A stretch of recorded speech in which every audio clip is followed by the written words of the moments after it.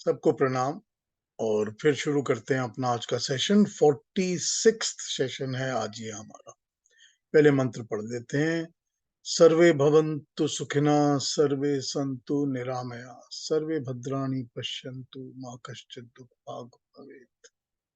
हे परमात्मा, सबका भला करो, हमेशा सब सुखी रहें, सब निरोग रहें, आनंद में रहें। ओम। पिछले हफ्ते हमने 27-28 पे बात की थी, और पिछले हफ्ते थोड़ा सा कॉम्प्लिकेटेड था हमारा पूरा सेशन भी और कॉन्सेप्ट भी। तो मैंने कोशिश किया था कि अच्छी तरह उसको समझा सकूं, लेकिन मुझे लग रहा है कि इस पर अगर किसी ने कोई क्लैरिफिकेशन पूछना हो, कोई बात करनी हो, गुण गुणः गुणेषु वर्तन्ते, तो मुझसे दोबारा बात कर सकते हैं। मैंने कल यूं ही थॉट करते करते, कल नहीं परसों थॉट करते करते कुछ नोट्स और बना लिए थे अपने हाथ से, तो मैं उनको पढ़ूंगा। उसके बाद हम 29 पर आएंगे। लेकिन इस पर अगर कुछ पूछना हो तो मुझसे फिर पूछ लीजिएगा, रोक कर भी पूछ लीजिए, बीच में भी पूछ लीजिए। मैं पढ़ता हूँ पीयूष आपको जी, जो मैंने। हाँ, बताइए इंदिरा जी। ये कॉन्सेप्ट में ये होता है कि from divinity to devilhood innumerable possibilities है, and finally you have to come up with a commitment or a statement or a philosophy of life which you live by. ठीक है, मैं एक्सेप्ट करता हूँ इस मेरे बात को को। हाँ ठीक है। मेरे को ये समझ में आया। हाँ, मैं एक्सेप्ट करता हूँ इस बात को। लेकिन देखिए इसमें क्या है इंदिरा जी, कि इस कॉन्सेप्ट को जब आप अपने दिल में, दिमाग में, अपने माइंड के अंदर, अपने इंटेलेक्ट के अंदर बैठा लेते हैं ना, और इस पर अमल शुरू करते हैं, तो ये मुक्ति का और मोक्ष का रास्ता खोल देता है। ये कॉन्सेप्ट जिस दिन इंसान के दिमाग में पूरी तरह से बैठ जाएगा, वो इंसान का दिमाग जो है ना, वो टूवर्ड्स दी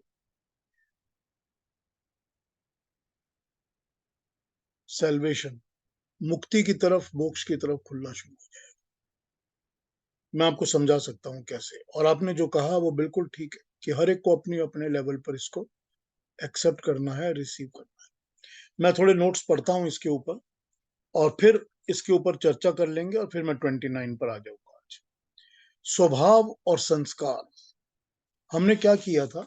हमने कहा था आपको कि गुण जो होते हैं, प्रकृति के अंदर गुण होते हैं, सत्व, रजस और तमस। ठीक है, वो गुण हर एक चीज के अंदर होते हैं, क्योंकि हर एक एटम के अंदर ये तीन गुण तो होते ही होते हैं। हर एक के अंदर सत्व, रजस और तमस होते ही होते हैं, हर एटम के अंदर। और क्योंकि ये होते हैं, तो ये भी हर चीज में, जो भी चीज एटम्स की, और हर चीज ही एटम की बनती है, तो जो भी चीज बनेगी उसमें ये तीन गुण आएंगे ही आएंगे। कोई किसी में ज्यादा, कोई किसी में कम, कोई किसी में किसी तरह से एक्ट करता है, कोई किसी में किसी तरह से एक्ट करता है। हमने ये लास्ट टाइम बात की थी, और हमने पर उस पर बात की थी कि गुणः गुणेषु वर्तन्ते। ये हमने उस पर बात की लास्ट टाइम। अब इस पर देखिए कि क्या होता है कि स्वभाव भी, मनुष्य का स्वभाव, जो भी ह्यूमन नेचर होती है, जो मनुष्य का स्वभाव है, और संस्कार। संस्कार वो होते हैं जो हमारे अंदर पड़े हुए हैं पहले से ही। ठीक, वो है हमारे संस्कार। संस्कार वो होते हैं जो कि हैबिट्स की तरह आस्ते आस्ते आस्ते आस्ते छाप छोड़ देते हैं और हमारे अंदर बैठ जाते हैं। संस्कार वो होते हैं जिनके साथ हम जन्म लेते हैं, जो हमारे साथ ही चलते हैं। संस्कार वो होते हैं जो कि हमारे अंदर फिर पढ़ते ही रहते हैं सारी जिंदगी, आस्ते आस्ते। ये सब संस्कार होते हैं जो हमारे अंदर पढ़ते रहते हैं। अब स्वभाव और संस्कार, मनुष्य के जो अपना इनहेरेंट नेचर है, और जो उसके अंदर पड़ा हुआ उसके संस्कार। अब संस्कार को अंग्रेजी में कैसे समझाया जाए, ये बड़ा मुश्किल है, लेकिन फिर भी हम समझते हैं कि संस्कार क्या होते हैं। कि जो किस मनुष्य के अंदर, ही कहा जाता है ना, ये बड़ा संस्कारी इंसान है, कि इसके अंदर अच्छे संस्कार हैं, अच्छाई है इसके अंदर या इसके अंदर बुराई है। एक जनरल एनवलप्ड होता है इंसान का पूरा, this is how a human being is. तो संस्कार भी और स्वभाव भी दोनों प्रकृति के गुणों से ही पड़ते हैं, ठीक है ना। हमारी इंटरेक्शन सारा दिन प्रकृति के साथ ही होती है। हमने जो भी काम करना है, हमने प्रकृति को, नेचर को, मैटर को यूज करके करना है। मैं आपसे बात कर रहा हूं तो मैं अपनी जबान को यूज कर रहा हूँ, वाणी को यूज कर रहा हूँ, ये भी तो मैंने प्रकृति से ली हुई है। ये बॉडी भी तो मेरी प्रकृति से ही बोरोड है। तो जब आप सुन रहे हैं तो भी तो आपने कान है, और आवाज की जो ध्वनि है और आवाज को कैरी करने वाली जो स्पेस है, आकाश है, जो स्पेस में तरंगें कैरी होती हैं, वेवलेंथ्स कैरी होती हैं, सब कुछ प्रकृति का बना हुआ है। स्वभाव मनुष्य प्रकृति से ही बनाता है, संस्कार भी मनुष्य प्रकृति से ही बनाता है, ठीक। झूठ बोलना भी प्रकृति से ही बोल बोल के उसके अंदर आ जाता है। सच बोलना भी प्रकृति से ही बोरो करके वो अपने अंदर लेता है।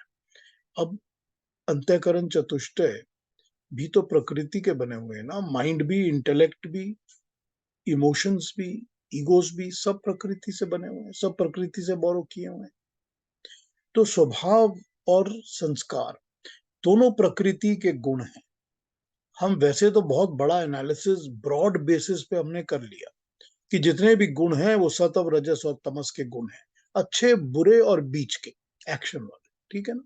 रजस वो गुण होता है जो इंसान को एक्शन में डालता है, एक्टिविटी में डालता है, उसको रजस कहा जाता है। वो रजस गुण इस तरफ भी जा सकता है, सत्व की तरफ भी, उस तरफ भी जा सकता है, तमस की तरफ भी, यानी कि सफेद की तरफ भी, काले की तरफ भी, ब्राइट की तरफ भी, डार्क की तरफ भी, ठीक है ना, ट्रुथ की तरफ भी, फॉल्स की तरफ भी। तो जब ये गुण की हमने क्लासिफिकेशन की है कि सत्व, रजस और तमस गुणों के बीच में ये सारा कुछ है, तो हमने तो एक ब्लैक एंड व्हाइट की लाइन खींच के एक्सप्लेनेशन कर दी है। लेकिन इस ब्लैक एंड व्हाइट के बीच में कितने मिलियंस ऑफ ग्रे शेड्स हैं, क्योंकि वही तो हम सब है ना। हम सब इंसान ही तो वो ग्रे शेड्स में आते हैं। कोई बहुत डार्क ग्रे है, कोई लाइट ग्रे है, कोई उसके बीच का ग्रे है, कोई कैसा। ये तो मिलियंस ऑफ शेड्स हैं ग्रे के बीच में, हमारे बीच में। तो इस चीज को हम समझेंगे कैसे? हम समझेंगे इसी तरह से कि ये जो करोड़ों करोड़ों शेड्स ग्रे के हैं, उस ग्रे के शेड में से मुझे किस तरह से खसकते खसकते खसकते खसकते व्हाइट शेड की तरफ जाना है ज्यादा, और किस तरह से ये समझना है कि ये सारे प्रकृति के गुण हैं जो मेरे अंदर काम करते हैं और मुझसे काम करवाते हैं। करेक्ट। काम क्या करवाते हैं? जब इंसान को भूख लगती है तो भूख किसको लगती है? भूख शरीर को लगती है, भूख बॉडी को लगती है। ये शरीर क्या है? ये शरीर पंच तत्वों का बना, प्रकृति का बना एक मट्टी का ढेला है जिसमें जान है ना। शरीर तो वही है जो कि प्रकृति से बना हुआ है। और ये प्रकृति के बने शरीर को प्राकृतिक खाना देना पड़ता है। जो हमने प्रकृति से बोरो किया, वही खाना हमको इसमें डालना पड़ता है। तो ये प्रकृति का बना शरीर सुखी रहता है, खुश रहता है, क्योंकि इसकी भूख मिटती है। तो क्या कर रहे हैं हम? कर ये रहे हैं कि प्रकृति के द्वारा प्रकृति को फीड कर रहे हैं ताकि इसका काम चलता रहे। नहीं तो ये चलेगी नहीं, ये बंद हो जाएगा, मर जाएगा। तो प्रकृति से ही हमको हर काम लेना है, इसी के अंदर हम हर कर्म करते हैं। अब वो भूख, अपनी भूख मिटाने के लिए, खाना अरेंज करने के लिए हमको काम करने पड़ते हैं। तो हम जॉब करते हैं, बिजनेस करते हैं, कुछ भी करते हैं ताकि हम कमाइयां कर सकें, कमाई से हम अपने भूख मिटा सकें, घर ले सकें। घर भी प्रकृति का बना हुआ है। हमको घर किसके लिए चाहिए? बारिश नहीं आए, धूप नहीं आए, तूफान नहीं आए, छत, सर पे छत रहे, हर एक चीज वो है जो प्रकृति के प्रकोप से, प्रॉब्लम से बचाती है। वो भी तो सब प्रकृति है ना। हर एक कर्म हम जब जॉब कर रहे हैं तो हम लोगों के साथ इंटरेक्ट कर रहे हैं, वो भी सब प्राकृतिक ह्यूमन बॉडीज हैं। जिनके साथ में इंटरेक्ट कर रहे हैं। कोई चीज हम सर्विस बेच रहे हैं, वो भी प्राकृतिक सर्विस है, या हम कोई प्रोडक्ट बेच रहे हैं तो प्रकृति के चीजों से, गुणों से बना हुआ प्रोडक्ट है वो। कोई कुर्सी बेच रहा है, कोई मेज बेच रहा है, तो कुर्सी और मेज और फर्नीचर भी तो प्रकृति की लकड़ी से और लोहे से बना हुआ है ना। काम भी तो उसी काम आएगा ना, कि हम किसी के घर लेके जाएगा तो घर भी तो प्रकृति का है। किसी पे बच्चे बाहर बड़े बैठेंगे तो वो भी सब प्राकृतिक शरीर हैं। हम प्रकृति से बोरोड चीजों को लेकर प्रकृति के गुणों में ही यूज करते रहते हैं, क्योंकि हम इंटरेक्शन सारा प्रकृति में ही करते हैं। तो अब यही समझ आप इस लेवल पर ले आइए कि हमारी जितनी भी मानसिक चिंताएं हैं, हमारी जितनी भी मेंटल इंटरेक्शंस हैं, हमारी जितनी भी human mental interactions, intellectual interactions हैं, वो भी सारी प्रकृति के गुणों में से बोरो करके प्रकृति के गुणों के साथ इंटरेक्शन करने में ही जाती हैं। नहीं लग रहा, लेवल नहीं समझ आ रहा, तो इसको इसी तरह सोच के टेस्ट करना शुरू कर लीजिए। टेस्ट करना शुरू करिए कि इस वक्त मेरे दिमाग में क्या चल रहा है, कि इस वक्त मेरे दिमाग में चल रहा है कि मैं ये चीज अच्छी पढ़ाई कर लूं, या मैं ये चीज अच्छी सुन लूं, या मैं ये चीज अपने घर में हलवा बना लूं, या मैं कुछ भी, जो भी प्रकृति में चल रहा है, या मैं ये 10 लोगों को फोन करूं तो मेरा बिजनेस थोड़ा एक्सपैंड होगा। हर एक चीज जो दिमाग में चल रही है वो प्राकृतिक इंटरेक्शंस की ही चल रही है। क्यों? क्योंकि ये प्रकृति से ही बोरोड इंटेलेक्ट है। ये जो दिमाग, बुद्धि, चिंतन है, ये प्रकृति से ही बोरोड है। उसी के बोरोड इंटेलेक्ट से हम उसी की चीजें सोचते, चलाते, वर्तते रहते हैं। यही होता है ना। तो जब ये समझ में आ जाएगा कि ये इंटरेक्शंस तो हमको करनी ही पड़ेंगी। क्यों करनी पड़ेंगी? क्योंकि जब मानव शरीर लिया है तो मानव शरीर का तो धर्म निभाना ही पड़ेगा, कि जो ह्यूमन बॉडी है उसकी जो डिमांड्स हैं, रिक्वायरमेंट्स हैं, वो तो करनी ही पड़ेंगी। लेकिन उसके बियॉन्ड कब मैं ये समझ सकता हूं कि मुझको इस प्रकृति के प्रपंच से, इसके जाल से, इसके इस झमेले से जो रेगुलर चलता रहता है, मुझको कैसे इसमें से मुक्ति मिलेगी? ये भी तो इंटेलेक्ट है ना। इसके लिए भी तो प्रकृति यूज की जा सकती है, कि मैं प्रकृति ही यूज करके अपने दिमाग को इस तरह लगाऊंगा कि मुझे इसमें से छूट मिल जाए। इसी को तो कहते हैं ना, गंगा वैतरणी पार करना, कि हमने वो नदी पार कर ली जिसमें लोग अटक जाते हैं। इसी को कहते हैं ना। तो ये जो होता है ना, ये जो थॉट प्रोसेस है कि मैं कैसे प्रकृति का यूज करके प्रकृति से मुक्ति पा सकता हूं। हर एक इंसान के अंदर, ऑल ऑफ अस, हर एक के अंदर ये थोड़ा अलग अलग अलग अलग तरीके से बैठेगा। हर एक की समझ में ये अलग तरीके से समझ आएगा। लेकिन यही थॉट है, यही प्रोसेस है जो मुक्ति दिलाएगा, जो मोक्ष दिलाएगा, जो इस प्रकृति के झंझट से बाहर निकाल देगा। यही भगवान कृष्ण ने 2 श्लोकों में समझाया है। मैं अपने नोट देखता हूं कि क्या लिखा था, मैं एक बार फिर पढ़ता हूं इसको। जन्म के साथ साथ ही संस्कार पड़ने लगते हैं, कभी एटमॉस्फेयर के साथ, कभी माँ बाप के साथ, कभी खाने से, कपड़ों से, स्कूल से, टीचर से, क्लासमेट से, किताबों से, मीडिया से।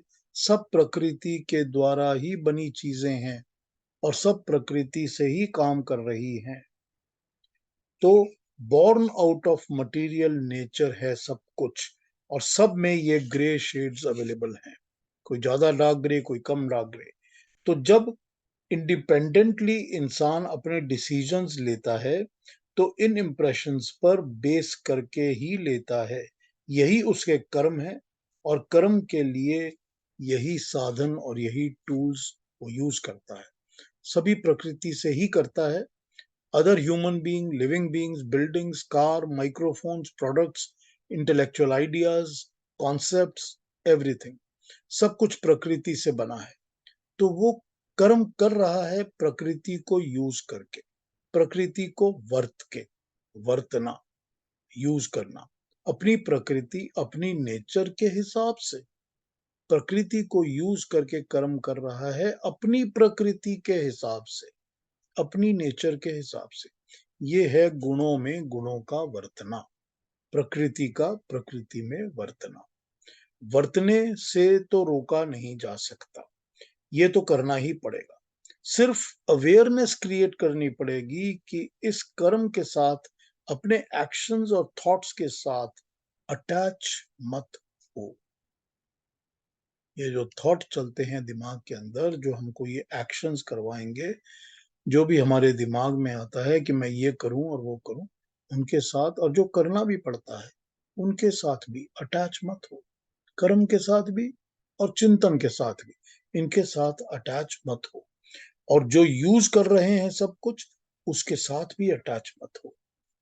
जो प्रकृति द्वारा हमको मिल रहा है, जो भी चीजें हम यूज कर रहे हैं, उनके साथ भी, कि ये थॉट मुझे आया, ये कर्म मैंने किया, कर्म करने से मैंने ये प्राप्त किया, ये प्राकृतिक चीज मुझे मिली, या इसके लिए मिली, या उसके, ये थॉट सारे के सारे हैं, सब चीजें हैं, लेकिन इनके साथ किसी के साथ भी जुड़ाव, अटैच मत हो।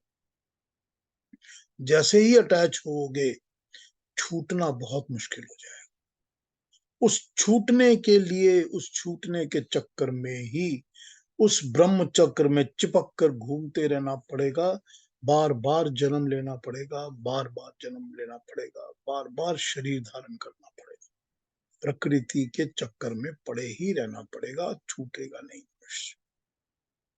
ये गुणों गुणेशु वर्तन्ते, ये समझाया है भगवान कृष्ण ने यहाँ पर, कि ये गुण जो हैं, ये गुण ही गुणों में आपको वर्तते हैं।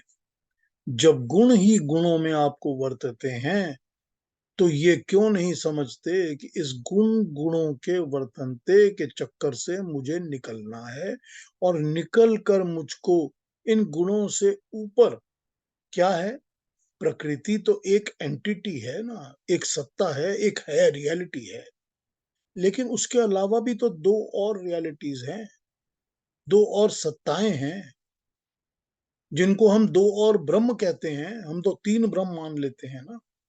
तो जो दो और ब्रह्म हैं, उनमें एक मेरी ही अपनी आत्मा है। अब मेरी ही आत्मा है, जो कि प्राकृतिक पदार्थ नहीं है, प्राकृतिक प्रोडक्ट नहीं है, क्योंकि वो प्राकृतिक पदार्थ नहीं है, अलग है। तो एक एंटिटी तो मुझे इसी वक्त पता है, जो मेरे ही अपने अंदर है, जो मैं हूं। जो मैं हूं वो तो प्राकृतिक चीज है ही नहीं। मेरी बॉडी है, मेरा थॉट है, मेरी इंटेलेक्ट है, मेरे प्रोडक्ट्स हैं, मेरे लोग हैं, सब हैं, मेरा बेटा है, मेरी बहू है, मेरे पोते हैं, सब प्राकृतिक पदार्थ। लेकिन मैं तो नहीं हूं। मैं कौन हूं? मैं तो ये आत्मा हूं ना, जिसका ये शरीर है। तो अगर मैं नहीं हूं, ये तो मुझे ऑलरेडी एहसास, अवेयरनेस है। इस अवेयरनेस को एक्सपैंड भी तो कर सकता हूं मैं।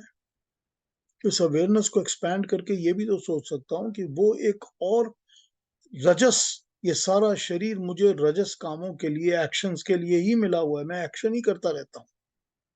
मैं सारा टाइम कोई ना कोई मेंटल एक्शन तो करता ही हूं हर वक्त। ऑलवेज मैं मेंटल एक्शन में लगा हुआ हूं, ऑलवेज मेरा माइंड लगा हुआ है। तो एक साइड पर जा सकता है जहां पर प्रकृति ही है, और दूसरी साइड जा सकता है जहां पर परमात्मा है। तो मैं थॉट्स हर वक्त जो करता हूं और एक्शन जो करता हूं, वो मैं चिपकता किस साइड पर हूं, मैं किस साइड पे चिपक रहा हूँ, कहाँ पर अट्रैक्शंस मेरे को हमेशा खींचती रहती हैं। ऑब्वियसली जो चीज सुबह शाम हर वक्त 24 घंटे चल रही है, वो ज्यादा खींचेगी। जिस तरफ ध्यान नहीं जाता, वो उतना नहीं खींचेगी। जहां हमने सोच लिया कि दिन में हमने 2 मिनट, 15 मिनट, 5 मिनट बैठना है, सोचना है, पूजा करनी है, अगरबत्ती जलानी है, नहीं जलानी है, बैठना है, हमने कितना टाइम देना है? 5 मिनट देने हैं, 15 मिनट देने हैं, महीने में एक बार देना है, साल में एक दिन करना है, यही हमने सोच लिया। तो उस तरफ हमारा खिंचाव, हमारा लगाव कहाँ से होगा? जो कि 24 घंटे जिसके साथ हम डीलिंग कर रहे हैं, कॉन्स्टेंटली मीट कर रहे हैं, लगाव तो उसकी तरफ ही होगा ना, उसी तरफ तो हम चिपकेंगे, जुड़ेंगे। तो यही तो स्विंग है ना, जो हमको सोचना है 24 घंटे हम जो इस तरफ का स्विंग करते हैं या उस तरफ का करते हैं। तो अगर इस तरफ का करते हैं तो खुश रहिए ना, कोई प्रॉब्लम नहीं है। तो फिर जन्म लेते रहिए, चिपके रहिए, बार-बार आइए, बार-बार जाइए, कोई प्रॉब्लम नहीं है। जितने शरीर चाहिए उतने मिलेंगे। लेकिन प्रॉब्लम तभी होती है जब इंसान के अंदर ये कॉन्शियस अवेयरनेस आ जाती है कि मुझको इस प्रकृति के झंझट से छूटना है। तभी वो भगवान कृष्ण जो अर्जुन को कह रहे हैं कि तुझे युद्ध करना है, वो अर्जुन को इंस्पायर कर रहे हैं कि तुझको युद्ध करना है, तू अपने शस्त्र नहीं फेंक सकता। तो वो ये गुण गुणेशु की बात अर्जुन को क्यों बता रहे हैं? अर्जुन को तो छूटना तो है नहीं अभी, अर्जुन को तो काम करना है ना अपना। अर्जुन को वो ये समझा रहे हैं कि ये this is how it works, कि तू जो भी कर्म कर रहा है या जो सोच रहा है या जो तूने आज तक कर्म किए हैं या कर्म करेगा, वो सब प्रकृति के कर्म तो कर रहा है और प्रकृति के गुणों से इंस्पायर होकर ही कर रहा है। तो ये मत सोच कि मैं परमात्मा के काम कर रहा हूं। तू ये मत सोच कि मैं अगर युद्ध करूंगा तो इतने लोग मारे जाएंगे या इतने लोग विधवा हो जाएंगी स्त्रियां, या उनके बच्चों का क्या होगा, या मुझको स्वर्ग मिलेगा, या मेरे सामने पितामह खड़े हैं या मेरे भाई खड़े हैं उनका क्या होगा। ये तो मत सोच, क्योंकि ये सभी कुछ प्रकृति के वर्तने से ही तेरे सामने आया है। क्योंकि ये भी प्रकृति है और जो वर्त रहा है वो भी प्राकृतिक है। इनमें कहीं पर भी और कुछ नहीं है। ये जो तेरे सामने खड़े हैं ये प्रकृति में वर्त रहे हैं और ये टुवर्ड्स तमस ज्यादा हैं, ये तामसिक हैं। तुझको ये नहीं सोचना है कि तू कौन कर रहा है, तू अपना कर्म कर। क्योंकि जब मनुष्य सिर्फ कर्म पे ध्यान देता है और उसके साथ जुड़ता नहीं है, उसके कर्म के फल के साथ अटैच नहीं होता, कर्म के साथ भी अटैच नहीं होता। कर्म के साथ अटैच नहीं होता मतलब कर्म पूरी तरह पूरी सिंसियरिटी के साथ करता है, लेकिन उसके साथ मैं को अटैच नहीं करता, अपने ईगो को उसके साथ अटैच नहीं करता। वो सिर्फ कर्म कर रहा है। कर्म क्यों कर रहा है? कर्म यज्ञ भाव से कर रहा है। कर्म कर रहा है लोगों के कल्याण के लिए, जन के कल्याण के लिए, ह्यूमैनिटी के भले के लिए। वो अपने पर्सनल भले के लिए कर्म नहीं करता। तो जब वो ह्यूमैनिटी के भले के लिए कर्म कर रहा है तो कर्म फल के साथ जुड़ने का काम खत्म हो जाता है। कि फल मिलेगा नहीं मिलेगा, क्या मिलेगा, मेक्स नो डिफरेंस। मुझको अपनी ड्यूटी और अपना कर्म करते रहना है, ये समझाया जा रहा है अर्जुन को। और उसको समझाने के लिए इन्होंने यह कहा कि तुझको ये बता देता हूं कि जितने भी हम कर्म करते हैं वो हम प्रकृति के गुणों से इंस्पायर होके प्रकृति को ही यूज करके करते हैं। तो तू प्रकृति से ही यूज करके प्रकृति के गुणों से किए कर्मों के साथ उसके साथ चिपक क्यों रहा है? तू क्यों चिपक रहा है? तू उससे, तू उससे ऊपर उठ। यही भगवान कृष्ण यहाँ समझा रहे हैं। लेकिन ये समझाने के लिए जो उन्होंने सांख्य का प्रिंसिपल यूज किया है वो हमारे आपके लिए बिल्कुल मार्गदर्शन है, बिल्कुल हमारा सही रास्ता सामने खोल के रख देता है कि जरा सोचना शुरू करिए। आज इस बात को सोचना शुरू करिए। सिर्फ सिर्फ सोच के अंदर खाना तो खाना ही है ना, क्योंकि प्राकृतिक शरीर है, प्राकृतिक खाना है, खाना तो खाना ही है। लेकिन जो सोच होती है ना, सोच के अंदर तो कोई जरूरी नहीं है कि मैं सिर्फ प्राकृतिक सोच ही करूं। ये तो जरूरी नहीं है ना, उसमें तो कुछ ऑल्टरेशन मैं कर सकता हूँ। तो वो सोच के अंदर अगर ये चीज आनी शुरू हो जाती है जो कि प्रिंसिपल सांख्य का यहाँ समझा रहे हैं भगवान कृष्ण, तो मुक्ति और मोक्ष का रास्ता खुल जाता है। यही बता रहे हैं भगवान कृष्ण। मैंने आपको बताया था एक बार पहले भी, एक श्लोक के अंदर ऐसी ऐसी डीप बातें बताते हैं, इसमें इतनी डीप बातें बताते हैं कि वो एक ही बहुत होता है इंसान की सारी जिंदगी बदल देने के। इतना ही बहुत होता है बस, कि मुझे तो यही समझ में आ गया। अब वो अर्जुन क्या करेगा क्या नहीं करेगा, आगे भगवान क्या बताएंगे क्या नहीं, पता नहीं, पर इतना तो मुझको समझ में आ गया कि प्रकृति ही सब कुछ कराती है और प्रकृति ही हमारे को कंट्रोल करके रखती है, और मैं सारा दिन उसी के साथ इंटरेक्ट करता हूँ, जबकि मुझे उसके साथ चिपकना नहीं है, मुझे नहीं चिपकना उसके साथ। जब समझ में आ गया, बस बहुत अच्छी बात है, तब मुक्ति का रास्ता खुल गया, मोक्ष का रास्ता खुल गया। जी, अब इसके पहले कि आगे बढ़ूं, क्योंकि भगवान कृष्ण इसी पे आगे बात करेंगे, एक बार और थोड़ी सी बात कैरी ऑन करेंगे 29 में भी, और अपनी बात को समझाने के लिए सिंप्लीफाई भी कर देंगे कि क्यों मैं ये बता रहा हूं। अच्छा, तू ऐसे नहीं समझता तो ऐसे समझ ले। लेकिन उसके पहले अगर कुछ पूछना है इसके बारे में या समझना है, नहीं समझ में आया हो तो फिर से पूछना है तो अभी बता दीजिए, नहीं तो मैं फिर 29 शुरू कर लेते हैं। जी, कुछ बहुत कहना सिंपली हो बता दिया, बहुत समझ थैंक में यू, आ गया। Thank you Indira ji, thank you. समझ में ही आना चाहिए, यही बात है ना। पीयूष जी, हाँ जी, जी केतु जी बोलिए। पीयूष जी, जैसे जैसे प्रकृति के द्वारा ही सब चीज नियंत्रण में है, तो इसमें जो जो मन, बुद्धि, चित्त और अहंकार, ये क्या, ये भी प्रकृति के कंट्रोल में है कि ये इंडिपेंडेंट है जिसको मोक्ष की तरफ ले जाया जा सकता है? ये सूक्ष्म शरीर है ना, तो ये भी तो राइट। शरीर है ना, ये भी तो हम प्रकृति से ही बोरो करते हैं ना। जो कॉस्मिक इंटेलेक्ट है, कॉस्मिक इंटेलेक्ट, हाँ जी। कोई बोल रहे हैं, कोई कुछ बोल रहे हैं बीच में, तो जो कॉस्मिक इंटेलेक्ट है, उस कॉस्मिक इंटेलेक्ट में से हम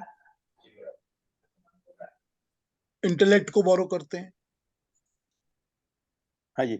कॉस्मिक इंटेलेक्ट से हमने अपनी इंटेलेक्ट को बोरो किया, कॉस्मिक हाँ जी। माइंड से हमने अपने माइंड को बोरो किया। मनस तत्व जो होता है वो प्रकृति के क्रिएशन के मनस से हम बोरो करके बनाते हैं। उसी तरह से बुद्धि जो होती है वो प्राकृतिक बुद्धि से बोरो करके हम बनाते हैं। तो ये जो अंतःकरण चतुष्टय होता है, इसको हम सूक्ष्म शरीर कहते हैं, क्योंकि ये भी तो प्रकृति से हम बोरो करके ही जन्म लेते हैं। ये आत्मा के साथ जुड़ जाता है, लेकिन अलग चीज, एंटिटी तो प्रकृति की ही है। तो ये प्रकृति के साथ ही इंटरेक्शन कर रही है और प्रकृति के साथ ही इसको सारा कुछ मिल रहा है, और ये इंटरेक्शंस भी प्रकृति के साथ कर रही है। आपके ईगो सिस्टम के अंदर, आपके मनस माइंड के अंदर, आपकी कॉन्शियस मेमोरी के अंदर कौन सी चीजें हैं जो प्राकृतिक नहीं है, जो प्रकृति द्वारा नहीं बनी सभी हुई? सभी प्राकृतिक है। कुछ भी ढूंढ लीजिए आप मुझे नहीं कह सकते कि मेरे इंटेलेक्ट में, मेरी कॉन्शियस में हर वक्त परमात्मा ही परमात्मा है। उस लेवल तक तो हम कोई पहुंचे नहीं है। तो ये फर्क है, ठीक है। तो इसमें इसमें एक और प्रश्न उठता है कि जैसे अंतःकरण चतुष्टय है, तो इसमें जो मन है, अगर हम मन को परमात्मा की तरफ ले जाते हैं तो ये हम प्रकृति से दूर करते हैं ना मन को। बिल्कुल बिल्कुल। और यही करना चाहिए। देखिए, दोनों तरफ, एक तरफ वही बोल रहा हूं ना, जैसे हमने समझ लिया ना कि इलेक्ट्रॉन प्रोटॉन न्यूट्रॉन के एग्जाम्पल से समझ लिया, या सत्व रजस तमस से समझ लिया कि रजस तो हम सब हैं जो एक्शन में लगे रहते हैं। एक तरफ सत्व है, एक तरफ तमस है। सत्व परमात्मा है, सत्य तो परमात्मा है, अल्टीमेट ट्रुथ, सत्य चित आनंद तो परमेश्वर ही है ना। और हाँ जी। प्रकृति में क्या है? प्रकृति में तो डार्कनेस ही है ना। क्योंकि वो हमको बांधेगी ना, जो बंधन में रखता है, जो भी चीज आपको टाई डाउन करे, आपको जो चेन में बांध दे, बंधन में बांध दे, वो चीज आपके लिए अच्छी तो है नहीं। तो वो तो आपको बांधने वाली चीज है ना। हमको हाँ। बंधन प्यारा लगता है, दूसरी बात है, पिंजड़े से प्यार हो गया, या चेन्स हमको बहुत अच्छी लगती हैं, वो हाँ। दूसरी बात है। लेकिन लेकिन मनुष्य के लिए, ह्यूमन के लिए तो बंधन तो अच्छा नहीं है ना, तो प्रकृति तो बांधेगी ना। हाँ जी, ठीक है ना। बिल्कुल बांधे। ठीक है जी, ठीक है। धन्यवाद। हाँ जी, और कोई किसी का कोई कमेंट, कोई और बात करनी है, पूछना है? पीयूष जी, हाँ जी, हाँ जी। मुझे पूछना था कि आपने स्वभाव और संस्कार के बारे में बताया। मेरा ऐसा अजम्पशन था कि संस्कार तो हमें जैसे नर्चरिंग उस हिसाब से मैं ले रही थी, और जो हम जिसके साथ जो मेरा स्व खुद का जो भाव है, खुद का जो नेचर है, वो मेरा स्वभाव। और जन्म लेने के बाद मेरे ऊपर जो मेरे कुटुंब में जो संस्कार होते हैं, वो मैं सोच रही थी उसे संस्कार या नर्चरिंग कहा जाता है। लेकिन आपने जो कहा कि हम जन्म लेते ही है संस्कार के साथ, तो थोड़ा मेरा कंफ्यूजन हो गया है यहाँ पे। नहीं, ये बहुत स्लिम लाइन है स्वभाव और संस्कार के बीच में, बहुत ही पतली लाइन है। स्वभाव वो चीज होती है जो कि हम अंदर रखते हैं, बाहर रखते हैं, हर तरफ रखते हैं। संस्कार भी वैसा ही होता है। संस्कार वो चीज होती है जो डीप रूटेड छाप पड़ जाती है आत्मा के अंदर, जिसको लेके आत्मा फिर जब जन्म लेती है तो वही डीप रूटेड छाप निकल के बाहर आती है। वो चीज संस्कार होती है जो कि डीप रूटेड छाप पड़ जाती है। जो स्वभाव होता है वो बदलता भी रहता है।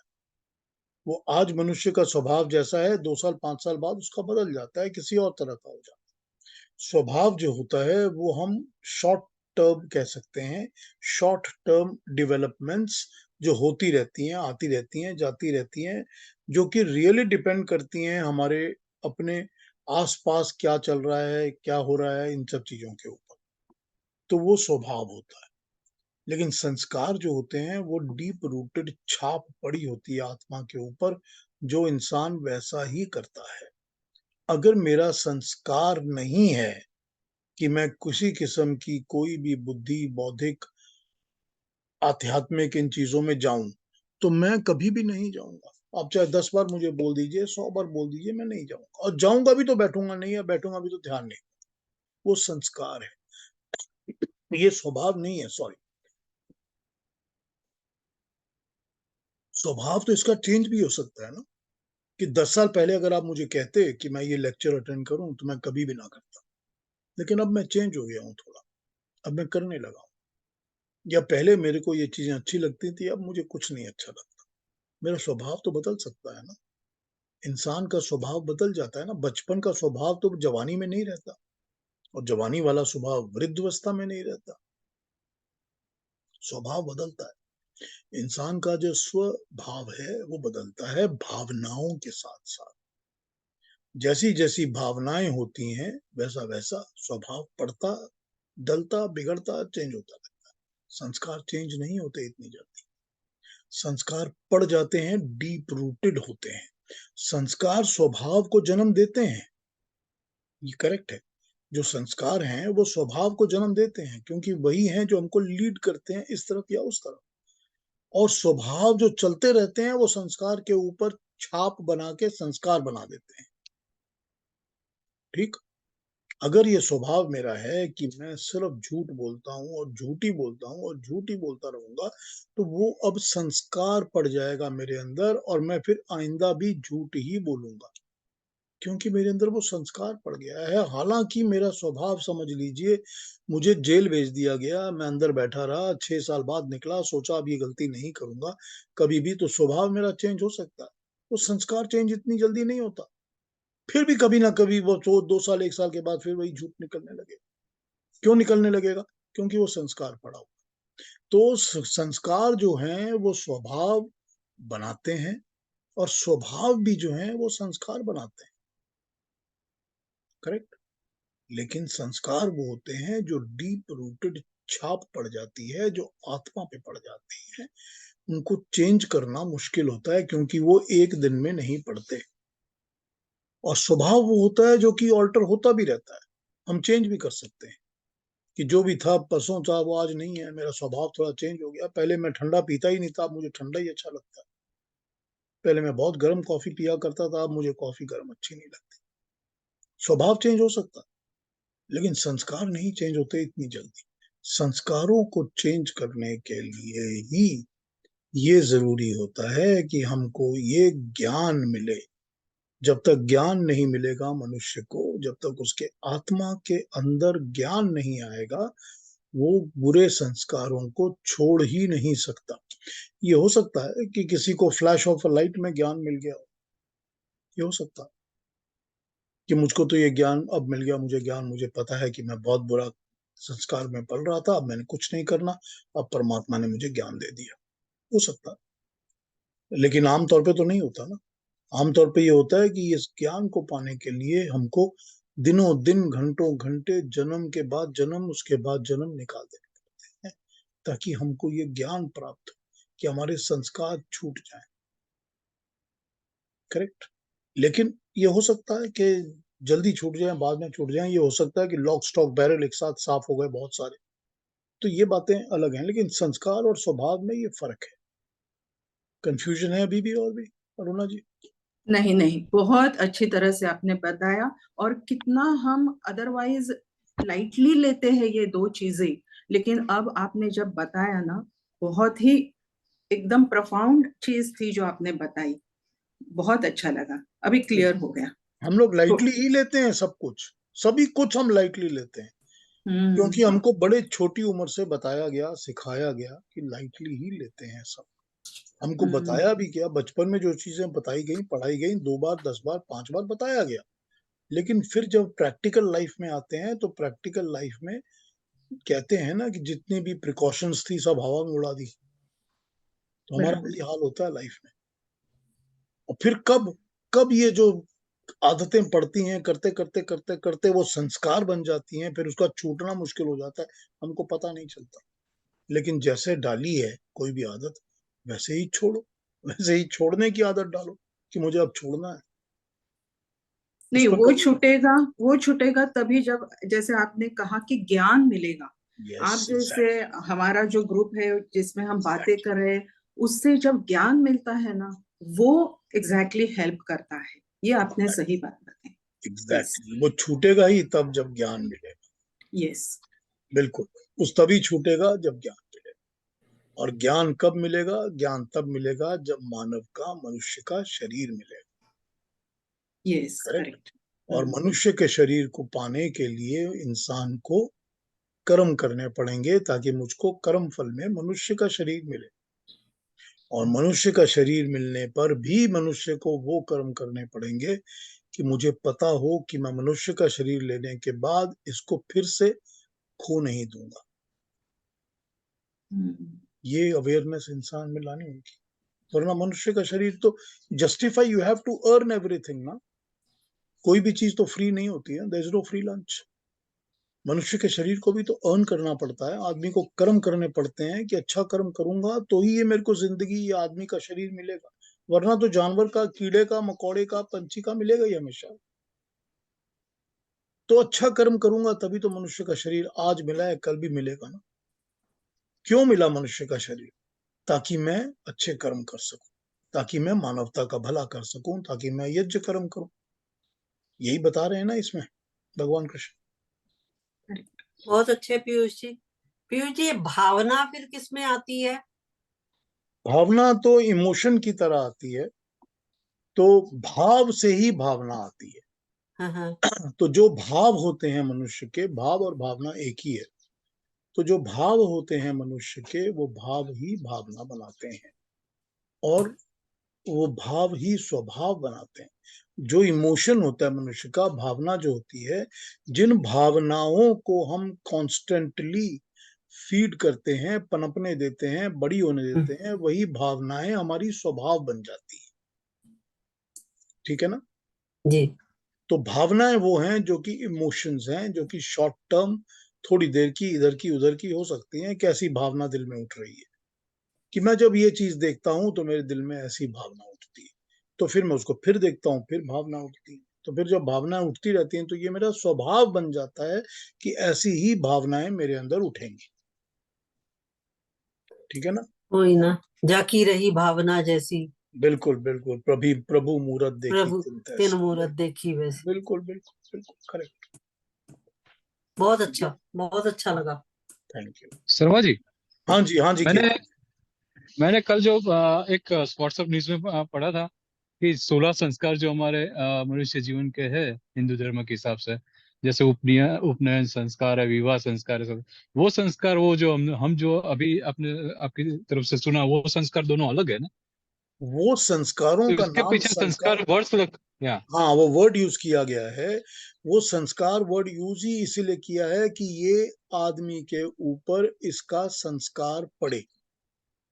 ओके, ठीक है? जब पड़ेगा तो ये उसका अपना संस्कार बन जाएगा। हालांकि ये इस वक्त हम इसका नाम ले रहे हैं कलेक्टिव सोसाइटी का संस्कार। हम जब शादी करते हैं, विवाह करते हैं, तो हम कहते हैं विवाह संस्कार।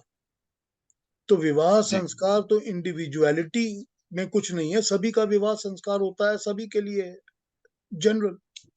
लेकिन हम ये कहते हैं कि जब तुम विवाह करोगे, विवाह संस्कार के थ्रू जाओगे, तो ये तुम्हारे जीवन में एक संस्कार डाल देगा।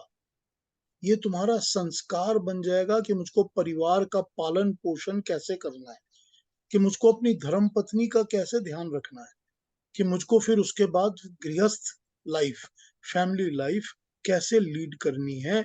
ये तुम्हारे अंदर एक संस्कार का बीज डाल देगा। तो अगले ओके, तुम इतने साल जो तुम मैरिड लाइफ लीड करोगे, वो तभी करोगे जब तुम्हारे अंदर ये संस्कार पड़ जाएगा। इसीलिए इसीलिए शादी के वक्त वो एक मंत्रों का पाठ कराया जाता है। और अगर वो मंत्रों का पाठ जब कराया जाता है तो उन मंत्रों को समझाया जाए, उनको समझा जाए, समझकर मनुष्य समझे कि मैं what am I getting into, तो ये उसके अंदर एक संस्कार पड़ जाएगा। और जब ये जी संस्कार पड़ जाएगा तो अगले इतने साल जब वो फैमिली लाइफ लीड करेगा, तो वो एक उसके पास संस्कार की तरह उसकी एक्शंस होंगे। तो संस्कार शब्द इसलिए यूज किया, वर्ड इसलिए यूज किया, ताकि ये जो संस्कार, अब ये इसका एक और मतलब ये है कि ये सोशल संस्कार हैं। जैसे ह्यूमन संस्कार होते हैं ना, ऐसे ही पूरी सोसाइटी के भी संस्कार होते हैं। तो ये सोशल संस्कार हैं जो इंडिविजुअल एप्लीकेशन के लिए दिए जाते हैं ह्यूमन बीइंग्स के लिए। इसलिए दोनों को संस्कार वर्ड से यूज किया गया है। जैसे वैसे समझा? या जनोई संस्कार है, जैसे अब देखो उपनयन संस्कार, यज्ञोपवीत इसके जो हिसाब है, से, हाँ, जनेऊ संस्कार या जो है, जब जनेऊ संस्कार कराया जाता है तो जनेऊ की धागा पहनाया जाता है। या क्यों पहनाया जाता है? वो इसलिए पहनाया जाता है कि तुमको समझा तो दिया हमने कि ये देखो ये कर्म है तुम्हारे, कि तुमने ये 3 धागे बांधने हैं ताकि तुम ये 3 कर्म सारी जिंदगी याद रखो और इनके ऊपर चलो। अब वो जनेऊ संस्कार कराते वक्त पंडित ने बताया, समझाया। बच्चा 8 साल का, 12 साल का, 14 साल का है, उसको जो समझ में आया उस उम्र में उसको समझ में आया कि मेरे को ये बताया गया है। अब अगर वो उस वक्त उस जनेऊ को निकाल के बाहर रख देता है, या आपने दे तो दिया, मैंने समझ भी लिया, ठीक है, जब टाइम मिलेगा, बड़ा हो जाऊंगा तो ये चीज को फॉलो करूंगा, तो क्या होगा? तो संस्कार को वो भूल जाएगा। इसीलिए उसको कहा गया तू जनेऊ हमेशा धारण करेगा।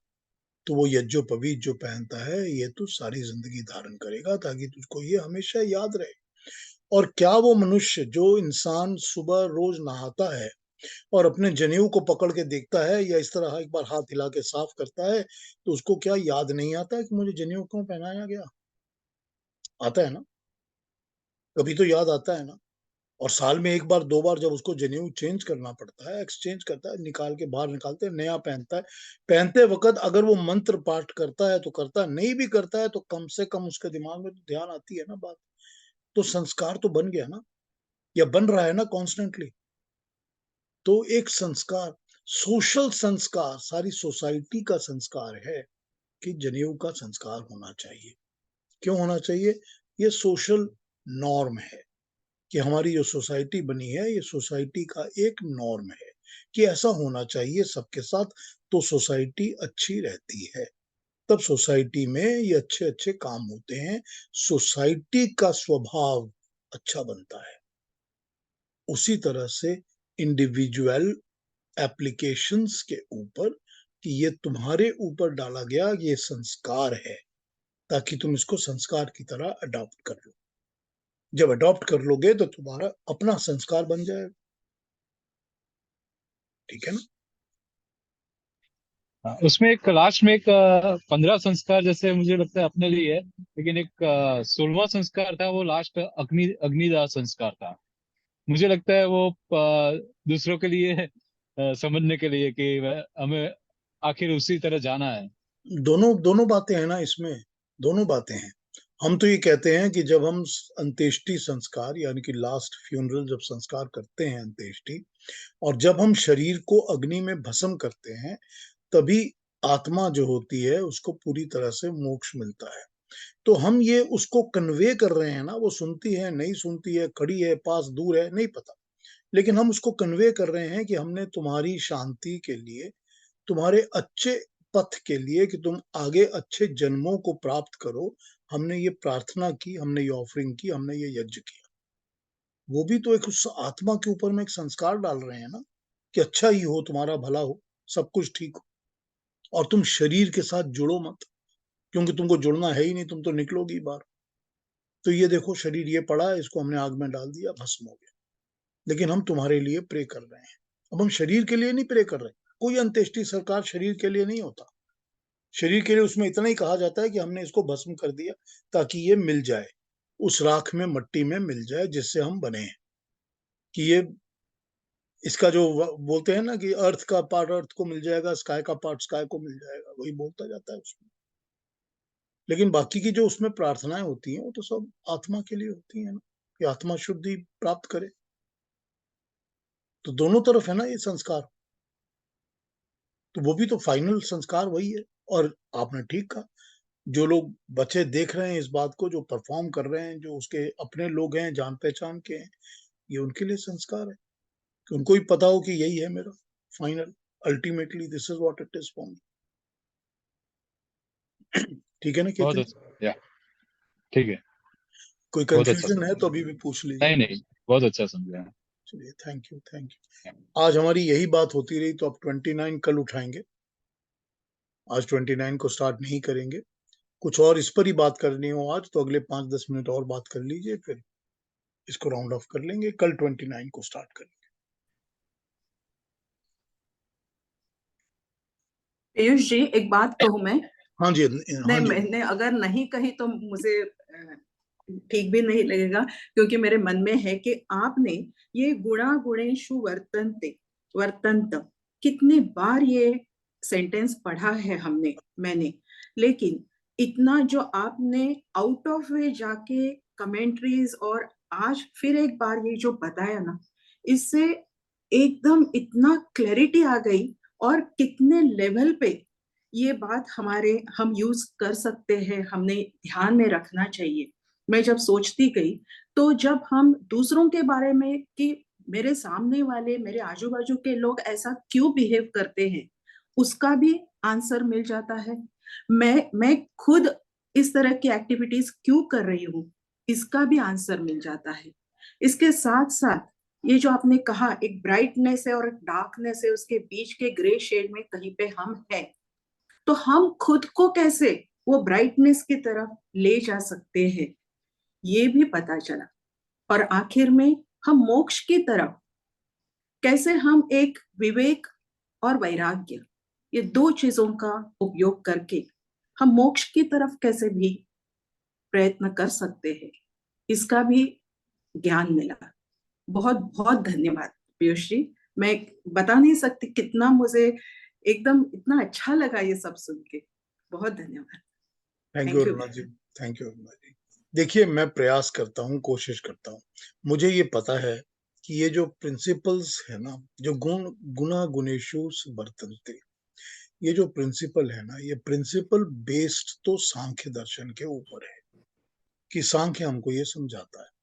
लेकिन इस प्रिंसिपल को इलेबोरेटली श्वेताश्वतर उपनिषद ने हमको समझाया था, बिल्कुल इलेबोरेटली समझाया था, ब्रह्म चक्र बता के कि क्या होता है, 250 कारण बता दिए कि इस कारण से या इस कारण से या इस कारण से, एक से या मल्टीपल कारणों से तुम ब्रह्म चक्र में फंसोगे, ये भी बता दिया। तो यहाँ भगवान कृष्ण तो सिर्फ हिंट दे रहे हैं उन्हीं बातों का। वो प्रिज्यूम कर रहे हैं कि अर्जुन ने तो ये सब पढ़ा ही हुआ है, मुझे तो उसको एक बार दोबारा एक्सपोज करके दिखाना है कि मैं क्या बता रहा हूँ। यहाँ तो भगवान कृष्ण यही काम कर रहे हैं। तो वो जो गुण गुणेशु वर्तन्ते को समझाते हैं, मैं ये पर्सनली इस बात को समझता हूँ, और मैंने आपको यही बताया है कि ये अगर इंसान इसी छोटी सी चीज को समझ जाए, इस छोटी सी चीज को समझ जाए, मुक्ति का पाथ, मोक्ष का पाथ खुल जाएगा। इस पर चिंता करते रहिए। देखिए कितनी सिंपल तरीके से मैंने आपको बताया था ना कि हर एक पेज उठा के पढ़ लीजिए गीता को, किसी भी एक पेज को एक दिन पढ़ लीजिए, आपको उसमें ऐसी चीज मिल जाएगी जो कि आपका उद्धार कर देगी। समझना पड़ेगा, ये दूसरी बात है, समझना पड़ेगा। तो समझने के लिए प्री कंडीशंस भी तो होती है ना थोड़ी सी, वो प्री कंडीशंस ही ज्ञान की होती है कि एक लेवल पर आ जाइए फिर समझ जाएगा इंसान। उस लेवल पर आएंगे तो सब समझ में आ जाएगा, बस इतनी सी प्री कंडीशन होती है यहाँ पर। लेकिन वही बात है ना कि अगर किसी ने सिर्फ इतना ही पढ़ लिया हो कि मैंने 27 28 पढ़ा था 3rd चैप्टर का, मेरी जिंदगी बदल गई और मुझे कुछ चाहिए ही नहीं, पॉसिबल है ना? यस। देखिए यही बात है सारी, इतनी सी बात समझा दी उन्होंने कि ये देखो ये है एक्चुअल रियलिटी, ये है और ये रियलिटी है, इसमें मैं कुछ ऐसा नहीं है कि नहीं समझ में आया इंसान को कि है नहीं, ऐसा नहीं है, ऐसा क्यों बोल दिया इन्होंने। कोई ऐसी बात तो बोली नहीं जो कि रियलिटी नहीं है, जो कि साइंटिफिकली लॉजिकली करेक्ट नहीं है, ऐसी तो कोई बात नहीं बोली। बराबर। तो जब ये है तो समझ में क्यों नहीं आता? तो जब ये समझ में आ जाएगा मनुष्य को कि ये रियलिटी है, मैं सारा दिन यही करता हूं, हम सब यही काम करते हैं। और आपने बिल्कुल ठीक कहा है, आपने बिल्कुल ठीक कहा है कि आसपास के लोग क्या कर रहे हैं और मैं क्या कर रहा हूं और मैं क्यों कर रहा हूं, सब समझ में आ जाता है, सब कुछ समझ में आ जाता है। Correct. Thank you Pratima ji, thank you. बिल्कुल सिंपल है ना ये। अब लगता है कि ये रियलिटी है और हमने कभी भी जिंदगी में इसको इस तरह देखा ही नहीं। अब समझ में आती है ना ये बात, लेकिन यही रियलिटीज है। और जब ये समझ में आ जाए और इस पर प्रैक्टिस, जब इस पर प्रैक्टिकल करना, वो प्रैक्टिकल की बात थोड़ी देर बाद करेंगे भगवान कृष्ण, थोड़ी देर बाद करेंगे कि इसका प्रैक्टिकल कैसे करना है, किसी भी चीज का जो समझा रहे हैं उसका प्रैक्टिकल कैसे करना है, वो ये भी समझाएंगे। तो यही है सारा किस्सा। अब समझ में आए तो बस अच्छा है। थैंक यू एनी जी। हाँ जी, और कोई बात कहनी है, किसी ने पूछना है कुछ? Thank you Anjali ji, thank you. आप समझ में आ पाई हैं, कुछ क्वेश्चन पूछना हो तो पूछ लीजिए please, you are open to ask any question if you want. अपने आप को अनम्यूट करके जो मर्जी पूछ, क्वेश्चन हो दिल में पूछ लीजिए अपन भी। लेकिन ये प्रिंसिपल है इसका, गुणे गुणेशु वर्तन्ते। मुझे ये पता था कि मैं इसको इतनी लाइटली ट्रांसग्रेस करके आगे नहीं बढ़ सकता, क्योंकि मैं बढ़ गया तो ये मेरा अपना फॉल्ट होगा, मैं गलती करूंगा और मैं गलती नहीं करना चाहता था। तो इसीलिए मैंने इस पर थोड़ा डेल्व करके थोड़ा डिटेल में समझाया है। उस दिन भी पूरा ऑलमोस्ट पूरा सेशन लग गया था, आज भी ऑलमोस्ट पूरा सेशन लग गया है। लेकिन जब तक प्रिंसिपल्स को समझेंगे नहीं कि बोला क्या जा रहा है, तो गीता पढ़ने का फायदा क्या हुआ? ठीक है ना? पीयूष जी, जी जी ये इंदिरा जो स्वभाव और संस्कार है, तो स्वभाव तो मनुष्य का होता है और संस्कार तो it's a much larger collective imprints on the child or on the growing up people. But that's a configuration. ये एक या दो characteristics नहीं होती है ना? नहीं, अलग अलग संस्कार होते हैं मगर मल्टीपल होते हैं ना। Multiple कैरेक्टर्स जो इम्पैक्ट करते हैं. वो भी होता है, लेकिन इंसान के ऊपर भी तो मल्टीपल इंप्रेशंस पड़ते हैं. And does he hold all of them or does he create a map out of them? Well, it's like a juice that is made out of all of them together. फिर उसका क्या असर निकलता है, क्या कैसा होता है, ये डिपेंड करता है इंडिविजुअल के ऊपर. एक ही ज्ञान हमने सबने पा लिया, लेकिन जब उस ज्ञान को आप रिपीट करके बोलेंगे तो आप अपने तरीके से बोलेंगे, मैं अपने तरीके से बोलूंगा, कोई और अपने तरीके से बोलेगा. वो The तो इंडिविजुअल के configuration ऊपर. would be different.